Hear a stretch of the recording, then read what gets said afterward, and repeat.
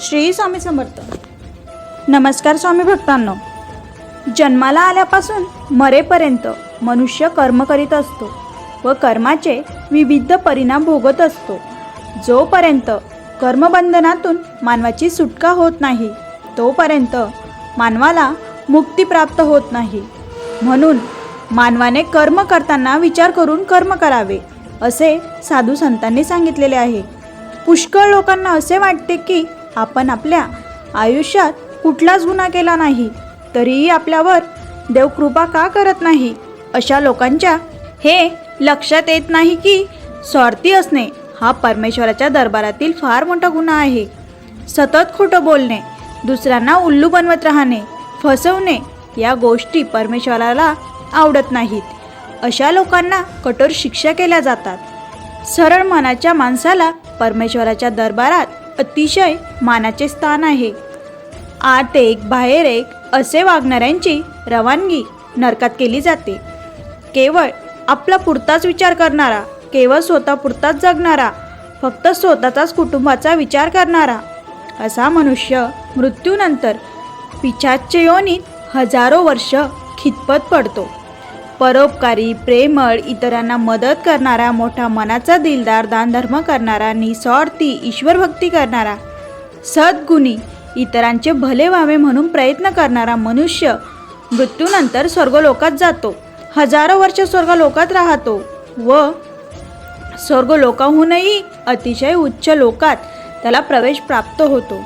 असा आत्मा परत पृथ्वीतलावर जन्माला येत नाही. जे लोक कंजूस असतात, दानधर्म, परोपकार करत नाहीत, अशा लोकांच्या बुद्धीवर कालांतराने पिशाच्य सृष्टीतील आत्मे आपला प्रभाव पाडू लागतात. हळूहळू त्यांची बुद्धी सैतानांच्या ताब्यात जाते. असे लोक नेहमी बेचैन, अशांत व फक्त स्वतःचाच विचार करणारे, स्वार्थाचा विचार करणारे असतात. मृत्यूनंतर असे लोक पिशाच्य बनतात. अशा घराण्याला पुढे 100 वर्ष दारिद्र्य येते. कंजूस माणसाने जी संपत्ती गोळा केलेली असते ती चोर लुटून नेतात किंवा अग्नीच्या भक्ष्यस्थानी पडते. कंजूस प्रवृत्तीमुळे व स्वार्थी प्रवृत्तीमुळे मानव समाजामध्ये अनेक विकृती निर्माण होतात व संपूर्ण समाज पोखरला जातो. सर्व समाजाला याचे दुःख भोगावे लागतात. कंजूस प्रवृत्ती, स्वार्थी प्रवृत्ती व इतरांवर सत्ता गाजवणाऱ्या प्रवृत्ती अशा वाईट प्रवृत्तींमुळे समाजाचे सामूहिक प्रारब्ध दूषित होते व सामूहिक प्रारब्ध दूषित झाल्यानंतर युद्ध, भूकंप, अवर्षण अशा नैसर्गिक आपत्ती पृथ्वीतलावर कोसळतात. ज्याप्रमाणे मानवाला प्रारब्ध असते त्याचप्रमाणे जमिनीच्या तुकड्यालाही प्रारब्ध असते. एकदा एका सत्वपुरुषाने वैराग महाराणाकडे पाहून म्हटले, या जागेचा अद्भुत काळ जवळ आला आहे. लवकरच येथे इमारती उभ्या राहतील. सत्वपुरुषाच्या या बोलण्याकडे लोकांनी दुर्लक्ष केले, कारण त्या काळी त्या जागेमध्ये प्यास पाणी नव्हते, अन्य कुठल्याही सोयी नव्हत्या. त्या काळी ती जागा कोणी फुकट दिली असती तरी कोणी घेतली नसती. सत्वपुरुषाचे उद्गार काढून 20 वर्ष होऊन गेली आहेत व आज 1996 तेथे भव्य इमारती उभ्या आहेत. जी जागा एकेकाळी कोणी फुकटसुद्धा घेत नव्हते ती जागा आता चौरस फुटाच्या भावाने विकत घेत आहेत व या पृथ्वीतलावरील प्रत्येक जड व चेतन वस्तूचे तिचे प्रारब्ध असते. वातावरणातील अदृश्य शक्ती जड व चेतनेवर आपला प्रभाव दाखवित असतात. त्यापैकी मानव योनीला कर्मयोगी म्हटले जाते व मनुष्यतर योनीला भोगयोनी म्हटले जाते. मनुष्यतर योनीतील आत्मे आपल्या प्रारब्धाचा भोग संपवून परलोकात निघून जातात. त्यांनी फक्त प्रारब्ध भोगायचे असते. सत्कर्म, दुष्कर्म असा काही प्रकार मनुष्य तर जीवांना नसतो. ते फक्त आपल्या प्रारब्धांचा भोग भोगून संपवितात. परंतु त्यांना प्रारब्ध असतेच व प्रारब्धानुसार सुख, दुःख, क्लेश, कष्ट, बंधनमुक्त असे भोग त्यांच्या वाटेला येत असतात. हे प्रारब्धाचे भोग भोगत असताना सहानुभूती दाखवणारा त्यांच्या जवळपास कोणी नसते. एखादा माकड किंवा अस्वलाला मदाराच्या बंधनात राहावे लागते व तो नाचविल तसे नाचावे लागते. उपाशी तापाशी त्याच्याबरोबर फिरावे लागते व मारही खावा लागतो. हे माकड अथवा अस्वलाचे प्रारब्ध होय. याला क्लेशकारी कष्टकारी बंधन प्रारब्ध असे म्हणतात. अशा प्रकारे सर्कशीमध्ये वाघ, सिंह, हत्ती इत्यादी प्राणी आपण पाहतो. मंदिराकडे माकवल, अस्वल पाहतो. गारुडी सर्प घेऊन फिरत असतात. शेतात बैल राबत असतात. हे सर्व आत्मे पूर्वजन्मीचे मानव असतात. आपल्या धनाचे ते ऋणी असतात. आपल्या या धनाकडून त्यांनी पूर्वजन्मी ऋण घेतलेले असते. मरेपर्यंत ते हे ऋण फेडू शकत नाही. काही लोकांना तर फसवणूक केलेली असते. याशिवाय परत मनुष्य जन्म मिळावा इतकी पुण्याई त्यांच्याजवळ नसते. त्यांच्या कर्मगतीनुसार त्यांना मनुष्योत्तर योनी प्राप्त झालेली असते व मनुष्योत्तर योनीत राहून आपले ऋण फेडण्यासाठी ते सांप्रत आपल्या धनाकडे बंधन प्रारब्ध भोगत असतात. या प्राण्यांचे जे धनी असतात ते दारिद्र्याचे गाजलेले असतात. हे मदारी, गारुडी म्हणजे पूर्वजन्मातील अतिशय श्रीमंत लोक होते. पूर्वजन्मात यांनी भरपूर श्रीमंत भोगलेली असतात व दानधर्म केलेला नसतो, परोपकार केलेला नसतो. हे लोक अतिशय कंजूस असतात व कंजूसपणाचा परिणाम म्हणून त्यांची संपत्ती इतर काही सामान्य लोकांनी हडप केलेली असते. ज्या अतिसामान्य लोकांनी चोर, फसवणूक करणारे, मजूर, हमाल इत्यादी या कंजूस माणसांची संपत्ती पळवली, ती सर्व माणसे मृत्यूनंतर अस्वल, माकड, सर्प अशा मनुष्योत्तर योनीत जन्माला गेली व जे लोक कंजूषपणाने वागले, दानधर्म परोपकार केला नाही, असे लोक गारुडी, मदारी अशा जन्माला गेले. अशा प्रकारे जन्म व मरण, पुनर्जन्म असे हे चक्र अनादी काळापासून चालत आहे व पुढे अनंत काळ चालत राहणार आहे. त्यानंतर आपण एक अनुभव बघू. माझा एक मित्र होते. वयाच्या 17व्या वर्षी वृद्धापकाळाने त्यांना मृत्यू आला. मृत्यूनंतर काही दिवसात ते आपल्या मुलाच्या स्वप्नात आले व म्हणाले, मी या व्यक्तीचे 10 रुपये घेतले आहे. तेवढे जर तू दिले तर मी आता त्यापेक्षा आणखी वर स्तरावर जाईल. माझी सद्गती प्राप्ती होईल. वडिलांच्या आज्ञेप्रमाणे मुलाने त्या माणसाचे पैसे दिले. त्याच रात्री मुलाच्या स्वप्नात वडील येऊन मुलाला आशीर्वाद दिला व आभार मानले. मला सद्गती मिळाली असे ते म्हणाले. वडिलांचा प्रसन्न चेहरा बघून मुलाला फार आनंद झाला. एकदा एका मुलाच्या स्वप्नामध्ये त्याचे मृत वडील येऊन म्हणाले, पृथ्वी तलावर जीवन व्यतीत करत असताना मी दानधर्म परोपकार करून काहीच पुण्य गोळा केले नाही. उलट एका व्यापाऱ्याचे सुमारे 800 रुपये देणे आहे. परिणामी त्या व्यक्तीच्या घरामध्ये मला बैलाच्या रूपाने नुकताच जन्म मिळाला आहे. त्याच्या गायीच्या नुकताच एका वासराला जन्म दिला असून त्या वासराच्या मस्तकावर पांढऱ्या रंगाचा गोल चांद आहे. तो मीच आहे. तू जर त्या व्यक्तीचे पैसे दिले तर मला या योनीतून मुक्ती मिळेल. मुलाने त्या व्यापाऱ्याचे पैसे नेऊन दिले. काही मिनिटातच घरातील व्यक्तीने येऊन वासरू मेल्याची बातमी व्यापाऱ्याला दिली. अगदी सुस्थितीत असलेले वासरू अचानक कसे मेले याविषयी आश्चर्य करीत व्यापारी व मृत व्यक्तीचा मुलगा गोट्यात गेले. वासरू मरून पडले होते. त्याच्या कपाळावर पांढऱ्या रंगाचा गोल चांद होता. वासराचे मृत्यूचे रहस्य मृत व्यक्तीच्या मुलास माहीत होते, परंतु ते रहस्य त्याने वासराच्या मालकास सांगितले नाही. आपल्या वडिलांच्या आत्म्यात सद्गती मिळाली याचे त्याला समाधान मिळाले. तदनंतर त्याने आपल्या वडिलांच्या नावाने खूप दानधर्म केला. तसेच स्वतःही खूप दानधर्म केला, परोपकार केला. मनुष्य जेव्हा सृजनात्मक कर्म करतो तेव्हा त्याच्या आत्म्याची उन्नती होते व मनुष्य जेव्हा विघातक हिंसक कर्म करतो तेव्हा त्याच्या आत्म्याची अधोगती होते. जेणेकरून वातावरणामध्ये आनंद पसरतो, स्वतःला इतरांना आनंद होतो. अशा कृतीला सृजनात्मक कर्म असे म्हणतात.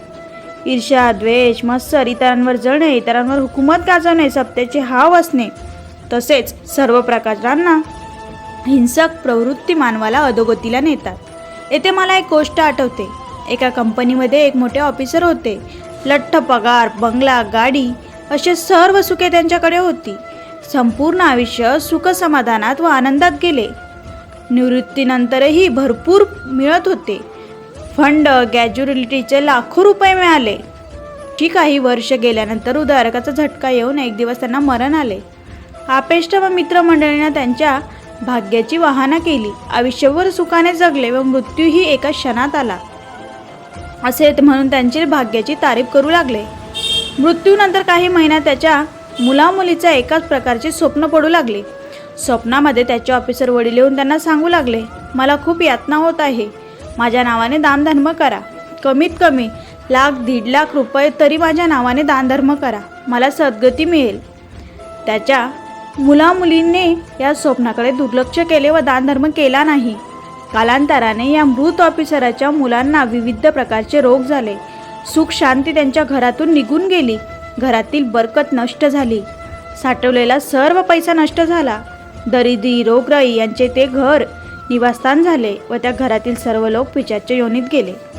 एखादा मनुष्य केवळ सुख समाधानात जगला म्हणजे मृत्यूनंतर त्याला सद्गती प्राप्ती होते असे समजणे चुकीचे आहे.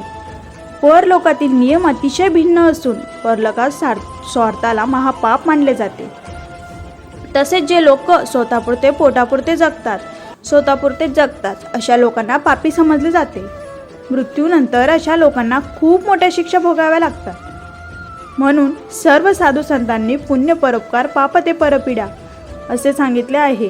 यासाठी प्रत्येक मानवाने सतत परोपकार करत राहिले पाहिजे. ईश्वरभक्ती करत राहिली पाहिजे व आपल्या उत्पन्नातील किमान 15% रक्कम दानधर्मात खर्च केली पाहिजे. म्हणजे मृत्यूनंतर पश्चाताप करण्याची वेळ येणार नाही. मनुष्य जेव्हा परोपकार करणं सोडून देतो तेव्हा व्यक्तिगत सामाजिक इतर अनेक समस्यांचा जन्म होतो.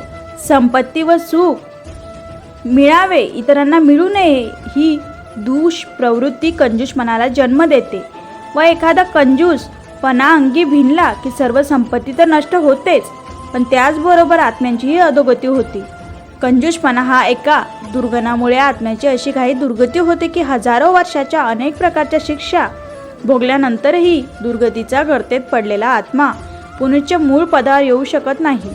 अनादी काळापासून इसवी सन 1800 पर्यंत मनुष्य जन्म मिळाले अतिशय दुरापास्त होते.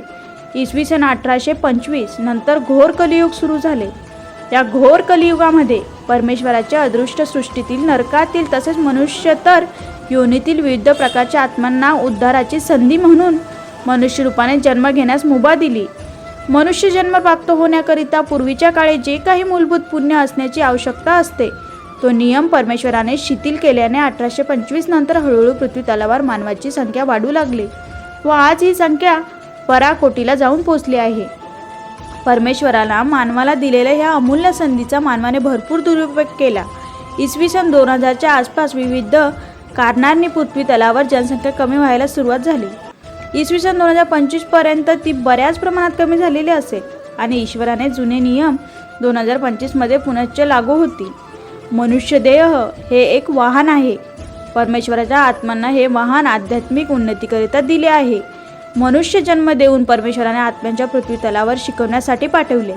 पृथ्वी हे एक फार मोठे विश्वविद्यालय असून येथे जन्माला आलेल्या प्रत्येक मानवाने आपले निहित कर्म करीत असताना ते अशा प्रकारे करायचे की जेणेकरून मृत्यूनंतर त्याला सद्गती प्राप्त होईल.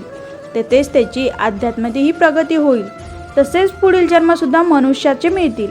या सर्व गोष्टींचा विचार करून कर्म करायला हवे. यासाठी कर्म करताना स्वतःशी तसेच ईश्वराशी प्रामाणिक राहून कर्म करावयास हवे. आपल्याला पाप लागणार नाही याची दक्षता घ्यायला हवी. ज्या कर्माने आशीर्वाद मिळतील असेच कर्म करायला हवे. शक्यतो कोणाला दुखवू नका. इतरांना दुःख दिल्याने फार मोठे पाप लागते. इतरांना आनंद देण्याचा प्रयत्न करा. कुणावरही अन्याय करू नये. नेहमी अन्नदान करत राहावे. सर्वांना मदत करत राहावे. अहंकार करू नये. कसलाही स्वार्थ करू नये. रोज तास ईश्वराचे नामस्मरण करावे. किमान अर्धा तास प्राणायाम करावे. प्राणायाम सूक्ष्म शरीर स्वच्छ होते. ईश्वराच्या नामस्मरणाने मन स्वच्छ होते व मनाला प्रसन्नता वाटते. हेवा दावा द्वेष मत्सर व स्वार्थी या दुष्प्रवृत्तींना सतकर्मांना मिळालेले सर्व पुण्य नष्ट होते. म्हणून हेवा दावा द्वेष मत्सर करू नये. अंतनिरीक्षण करून स्वतःच्या मनातील दोष शोधावेत व त्यांना काढून टाकण्याचा प्रयत्न करावा व सतत ईश्वराची प्रार्थना करत राहावे. परोपकाराते इद शरीरम ईश चितरनाते इद मन विवेकार्थे इद बुद्धी ब्रह्मज्ञानाते जीवनम. याचा अर्थ काय? शरीर हे परोपकार करण्यासाठी आहे. मन हे ईश्वराचे चिंतन करण्यासाठी आहे. चांगले काय वाईट काय याचा विचार करून वागणे म्हणजे विवेक आणि विवेक करण्यासाठीच परमेश्वराने बुद्धी दिलेली आहे आणि मानवी जीवन हे ब्रह्मज्ञानाच्या प्राप्तीसाठी आहे. तर मित्रांनो, तुम्हाला आजच्या माहितीमधून खूप काही शिकण्यासारखं आहे. खूप काही शिकायला मिळालं असेल. तर माहिती आवडली असेल तर व्हिडिओला लाईक करा. जो कोणी चॅनलवरती नवीन असेल, अजून चॅनलला सबस्क्राईब केलं नसेल तर प्लीज चॅनलला सबस्क्राईब करा. भेटूया अशाच एका नवीन व्हिडिओसोबत, नवीन माहितीसोबत. धन्यवाद. श्री स्वामी समर्थ. जय जय स्वामी समर्थ.